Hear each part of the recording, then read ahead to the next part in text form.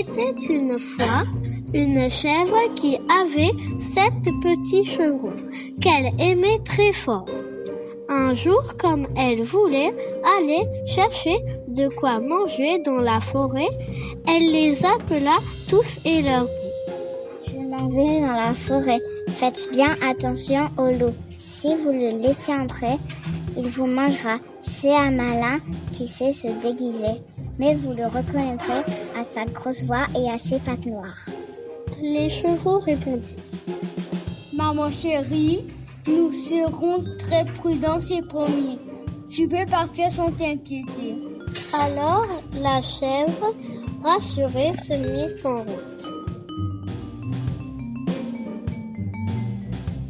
Peu de temps après, quelqu'un frappa à la porte et dit: Ouvrez mes chers enfants, c'est votre maman qui rapporte quelque chose à chacun de vous. Mais les petits chevreaux reconnurent le loup à cause de sa grosse voix. Nous ne t'ouvrirons pas. Tu as une grosse voix, tu es le loup. Alors le loup alla acheter un gros bâton de craie chez l'épicier et le mangea tout entier pour adoucir sa voix.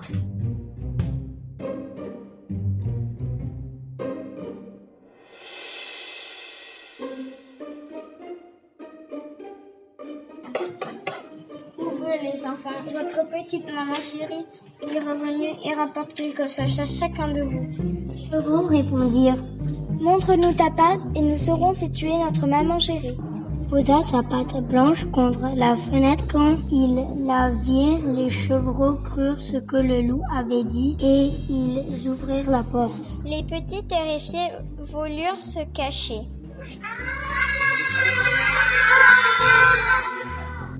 Le loup les découvrit tous et les enfourna l'un après l'autre dans sa gueule.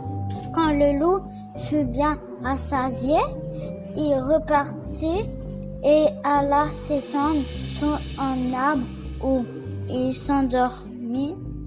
La porte de la maison était grande ouverte. La table, les chaises, les bancs renversés, la bassine en morceaux, les couvertures et les oreillers arrachés du lit. Elle chercha ses enfants et ne les trouva nulle part. Elle se mit à les appeler par leur nom.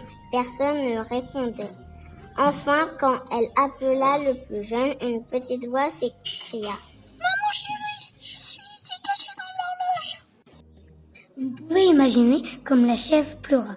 Finalement, accablée de chagrin, elle sortit de chez elle avec son petit chevreau qui trottinait à côté d'elle.